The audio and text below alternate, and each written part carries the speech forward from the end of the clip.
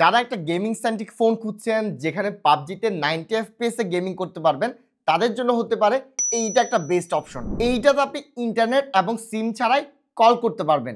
দেখেন এই ফোনে প্রসেসর হিসেবে পাচ্ছেন ডাইমেনসিটি 7300 এনার্জি প্রসেসর। স্টোরেজ হিসেবে আছে UFS 3.1 এবং তার উপর এখানে GT গেমিং মোড পেয়ে যাবেন, যার কারণে এই ফোনটা গেমিং এর জন্য উড়াধুরা একটা পারফরমেন্স দিয়ে দিবে এই বাজেট সেগমেন্টে। গেমিং করার সময় এই ফোনটা তেমন একটা হিট করে না। রিজনটা হলো এখানে পেয়ে যাবেন stainless steel VC cooling chamber system, 120 hertz refresh rate, OLED sports display, মানে এইটা লিটারালি গেমিং এর জন্যই তৈরি করা হয়েছে।